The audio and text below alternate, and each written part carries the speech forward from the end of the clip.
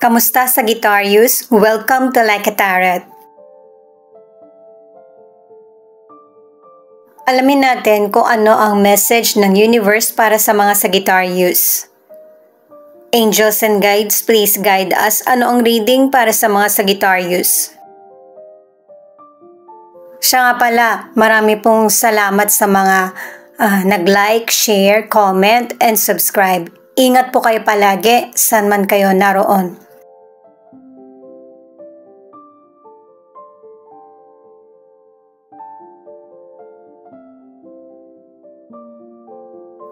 Ang ibig sabihin nitong swan, tingnan mo din yung mga magandang nangyayari sa buhay mo. At saka kung meron ka mang kinakaharap na problem, tingnan mo din yung positibong dulot nito sa buhay mo or sa sitwasyon.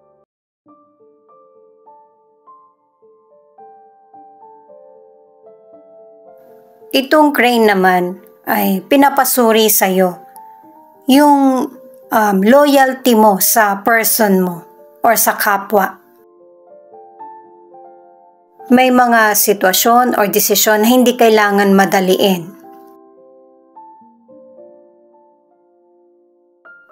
Itong sea turtle naman ay kapareho din ng mga naunang cards na hindi mo kailangan i-push yung sarili mo na mangyari agad yung mga hangad mo or goal mo sa buhay. Yung journey na tatahakin mo sa buhay, hindi ganun siya kahirap kasi pinapakita sa cards mo. Magiging mahirap lang ito kapag pinipilit mo yung sitwasyon. Kailangan alam mo yung intensyon mo sa mga bawat desisyon na gagawin mo. At saka huwag patangay sa emosyon at magkaroon ng time para sa mga tamang desisyon na gagawin or hakbang. Ito yung angel number mo. 111 is a reminder that your thoughts are powerful, so pay attention to the energy you release to the world.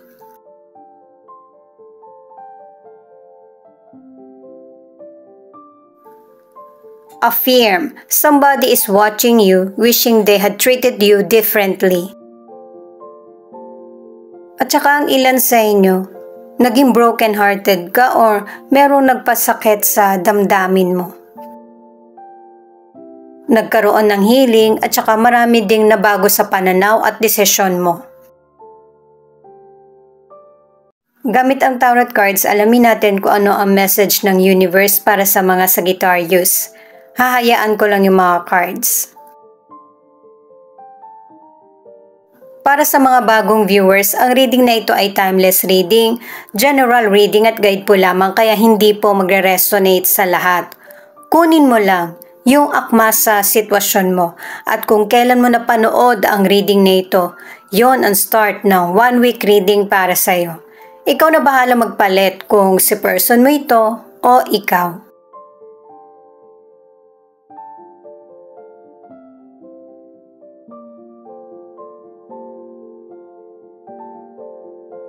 Three of Cups, Knight of Cups, at Eight of Swords. Ang ilan sa inyo, nakikiparty ka, meron kang mga kinakausap, pero minsan, yung isip mo wala dun. Malayo, malalim yung naiisip mo. Nagpapanggap ka na happy kasi ayaw mong makahalata yung mga taong concerned sa'yo. Kasi ang ilan sa inyo, meron ka talagang matinding kalungkutan na nararamdaman. Ang iba naman, iniisip mo kung ano ba yung magiging kapalaran mo. Ang ilan sa inyo sa career or negosyo, magkakasundo kayo ng katrabaho mo or merong partnership. May magandang progress ang trabaho mo o kaya ang negosyo. Nasusunod kung ano yung mga plinano mo. Pero ang ilan sa inyo, kahit gaano man kaganda yung career o kaya negosyo mo, feeling mo hindi ka happy sa ganitong estado. Ang ilan naman nababagalan ka sa progress ng career mo or negosyo. At saka sa career or negosyo, para hindi ka makaramdam ng kalungkutan or kabagalan, magkaroon ka ng time sa sarili mo.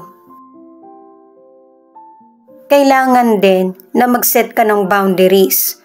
Kung hindi mo kaya, sabihin mo. Yun lang kasi yung magiging paraan para makaiwas ka sa mga maling desisyon.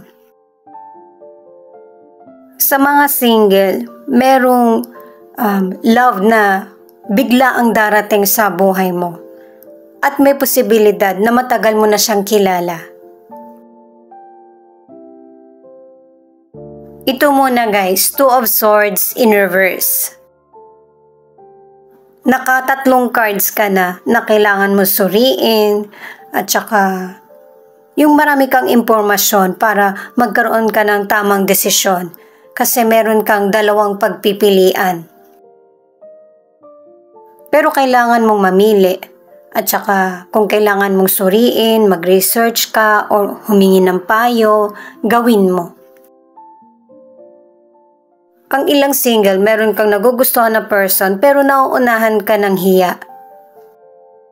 Pareho niyong gusto yung isa't isa pero pareho kayong walang lakas ng loob na sabihin ito. Ang ilan sa inyo na nasa relationship, itong tatlong cards na ito ang nagsasabi na napipilitan kayo pareho ng person mo sa relationship nyo. Kasi iniisip nyo yung sasabihin ng iba. Magaling kayo pareho magtago ng emosyon.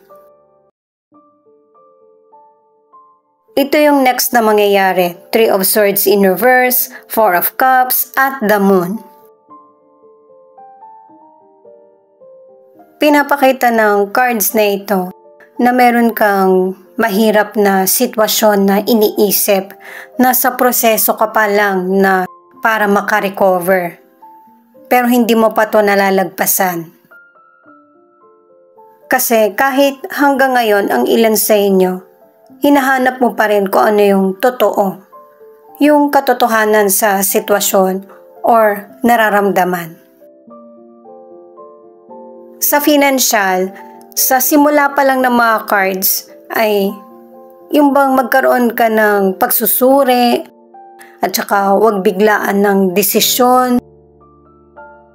Naka-anim na cards ka na nga na paulit-ulit lang yung sinasabi. Kasi guys, ang ilan sa inyo sa financial, naloko ka na dati. May posibilidad na maloko ka ulit.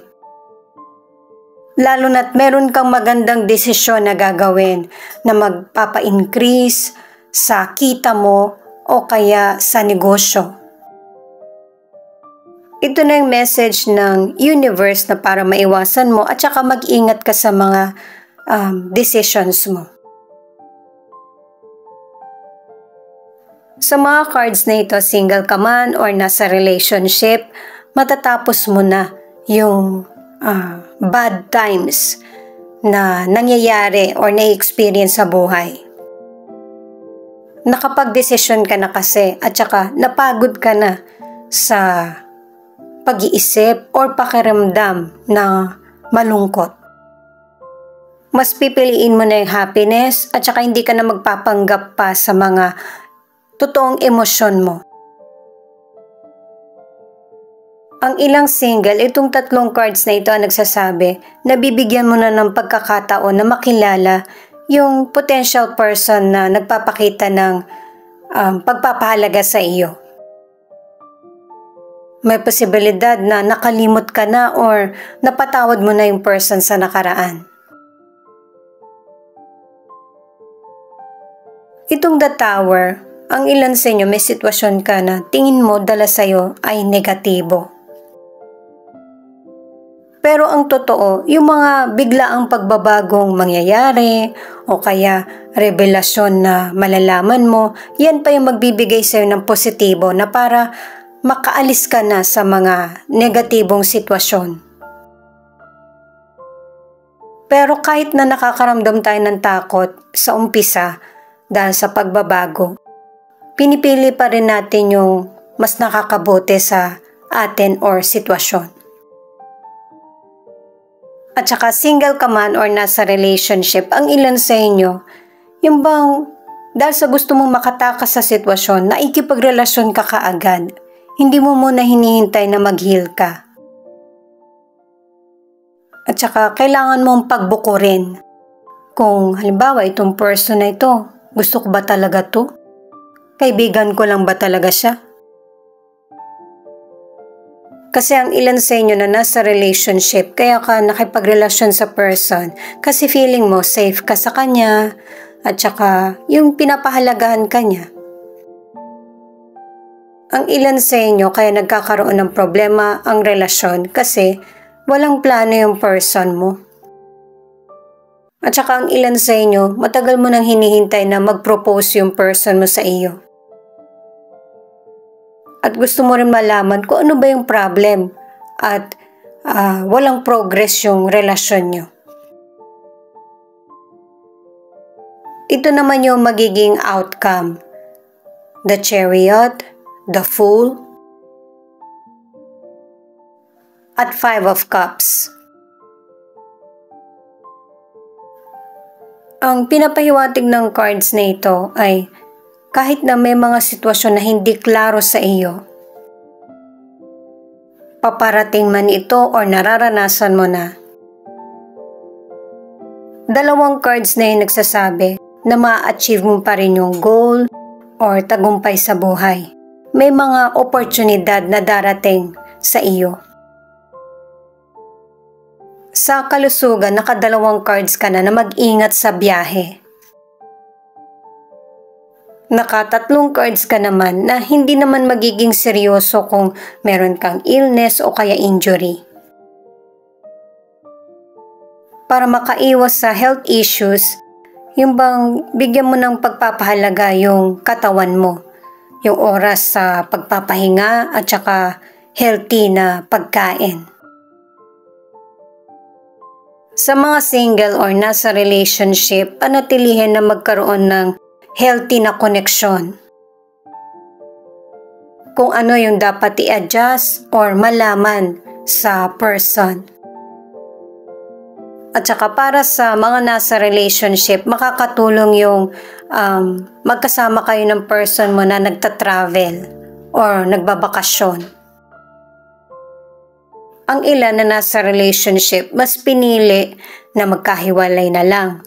Pero ang iba naman, merong space sa relasyon nyo. Yung pareho nyo sinusuri yung totoong nararamdaman.